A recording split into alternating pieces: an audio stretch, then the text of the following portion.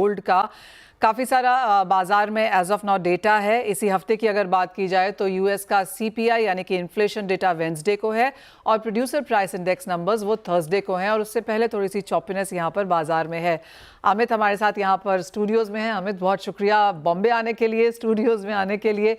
कैसे देखते हैं आप global picture as of now और जिस तरह से गोल्ड की मूवमेंट है, कैसे एनालाइज किया है आपने? देखिए मनीषा, एक तो मैं काफ़ी क्लियर हूँ कि लॉन्ग टर्म में गोल्ड अभी भी जो है बहुत बुलिश एसेट क्लास है और मेरा ऐसा मानना है कि हमें आने वाले 3 सालों में हमें 3500 to $4000 पर आउंस का प्राइस जो है वो हमें डॉलर टर्म्स में मिलना ही मिलना चाहिए, क्योंकि लॉन्ग टर्म जो ट्रैजेक्टरी है वो बहुत पॉजिटिव है, फंडामेंटली भी, टेक्निकली भी, क्योंकि आपको मालूम है कि एक प्रॉबली एक जो अप साइकिल थी पूरे वर्ल्ड में और पर्टिकुलरली यूएस में, वो अब धीरे धीरे कुछ स्टैग्नेशन पॉइंट, कुछ प्लेटोइंग पे आ रही है और आने वाले टाइम में जो है हम इंटरेस्ट रेट कट्स भी देखेंगे यूएस में। वर्ल्ड में दोबारा से जो है वो लिक्विडिटी भी बढ़ेगी और आने वाले टाइम में एक स्लो डाउन भी दिख रहा है और ये सारे जो मैक्रो फैक्टर्स हैं वो बहुत ज़्यादा गोल्ड के फेवर में हैं। मगर short term to medium term हो सकता है कि गोल्ड बहुत ज़्यादा एप्रिशिएट ना कर पाए और उसके कुछ फैक्टर्स हैं जो कि मैं बात करना चाहूँगा। एक तो जो है already 7 rate cuts by March market discount कर चुकी है और मुझे ऐसा लगता है कि 7 रेट कट्स आने उतने आसान नहीं है बाय मार्च। तो ये हो सकता है कि वो एक्चुअल रेट कट्स जो हैं 7 ना आए, हो सकता है 4 ही आए या 5 ही आए, तो मार्केट में be a little disappointed, number 1। Number 2, अगर हम डॉलर इंडेक्स की बात करें तो अभी वो कुछ ही महीने पहले 106 107 का लेवल था और अभी वो 101.60 101.70 के जोन में चल रहा है, तो वो ऑलरेडी काफ़ी गिर चुका है। मुझे डॉलर इंडेक्स में बहुत ज़्यादा अभी डाउनसाइड नहीं दिखता है। तीसरा एक फैक्टर जो कि गोल्ड के साथ एक एसेट क्लास कोरिलेटेड रही है हिस्टोरिकली, दैट इज़ जापानीज़ येन।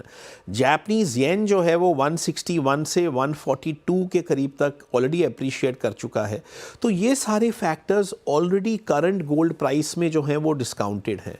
उसके अलावा जो सेंट्रल बैंक्स ने जो बाइंग की है फर्स्ट हाफ में, वो काफ़ी अच्छी बाइंग की है, आई एग्री।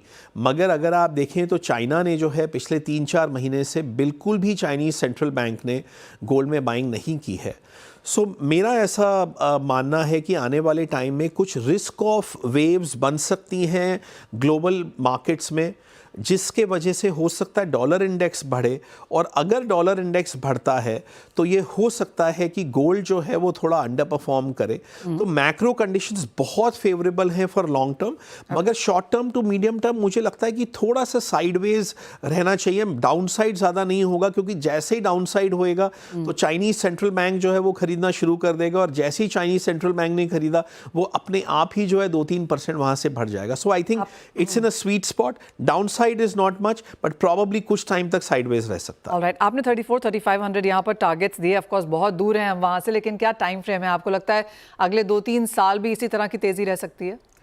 जी, मेरा ऐसा मानना है कि गोल्ड का जो एक्चुअली जो गोल्डन पीरियड सो टू से जो आएगा वो मुझे लगता है कि 2025 से लेके 2026 के बीच में वो एक मुझे गोल्डन पीरियड दिख रहा है, क्योंकि मुझे एक तो फेड के बहुत रेट कट्स दिख रहे हैं, not necessarily in the next 6 months जो मार्केट सोच रही है, but definitely in the next 2 years. तो मुझे लगता है कि short term interest rates US में जो हैं वो वापस 2 और 2.5% के रेंज में आ जाएंगे 2 साल में। तो this will be a very bullish factor for gold. और उसके अलावा मुझे यूएस में एक रिसेशन भी आने की प्रोबेबिलिटी बहुत हाई लग रही है नेक्स्ट ईयर।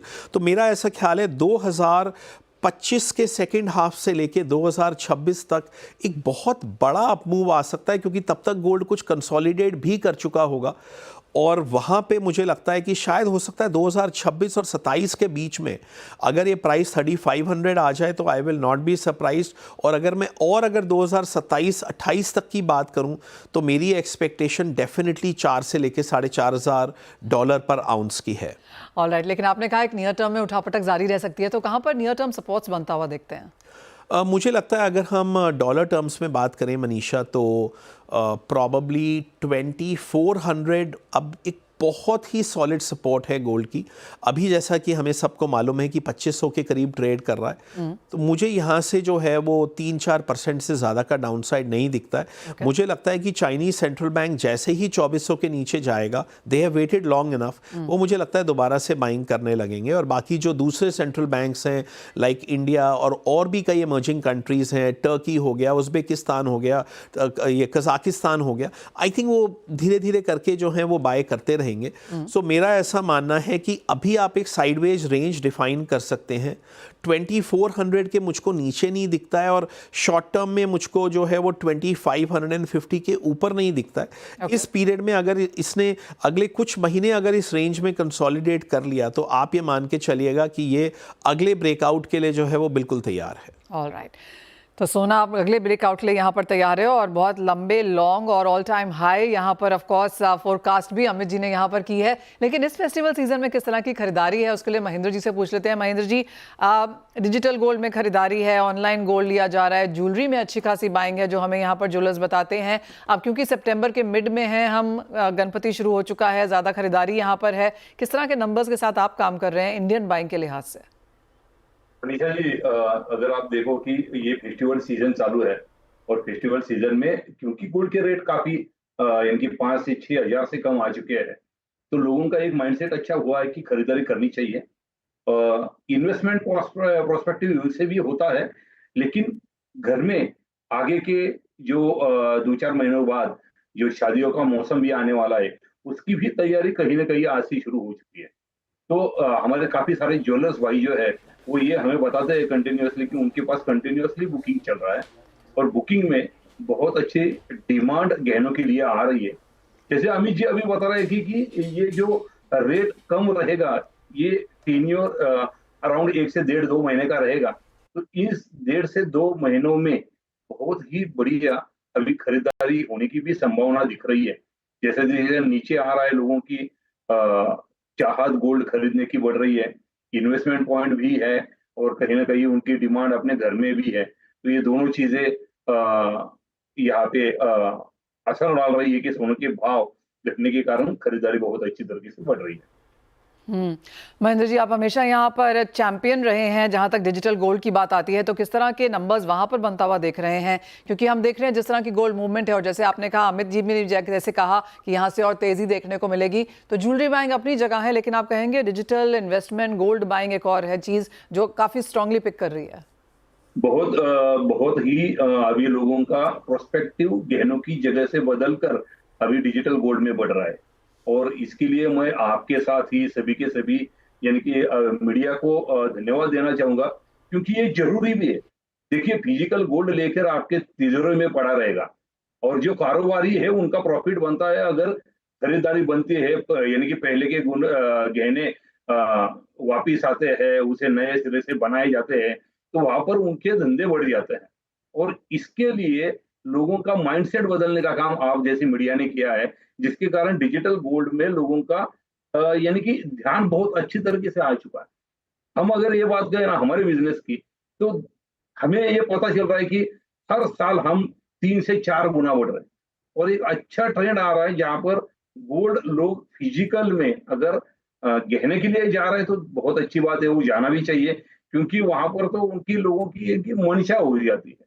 तो वहां पर लोगों का इन्वेस्टमेंट पॉइंट ऑफ व्यू जब आता है, तो वो लोग ऑटोमेटिकली डिजिटल गोल्ड में कन्वर्ट हो रहे हैं, और ये हमने देखा है ट्रेंड कई सालों से, यानी कि 2-4 सालों से तो हमने ये इसे बहुत ही ज्यादा बढ़ते हुए देखा। Fair point that. तो क्लियरली सोने में डिमांड यहाँ पर अच्छी खासी है, फिर चाहे वो ज्वेलरी की हो या डिजिटल गोल्ड में इन्वेस्टमेंट के तौर से हो, और नंबर्स यहाँ पर काफ़ी स्ट्रॉन्ग ग्रोथ के हिसाब से बनते हुए नजर भी आए हैं। और जहाँ तक प्राइसेस की बात है, अमित हमें बता ही रहे हैं कि यहाँ से तेज़ी है। अगर आप इन्वेस्टर हैं तो 2024, 25, 26, 27 तक अमित ने आपको बताया है कि किस तरह की वहाँ पर तेज़ी देखने को मिल सकती है। अमित, बहुत शुक्रिया साथ जुड़ने के लिए। माफ़ कीजिए।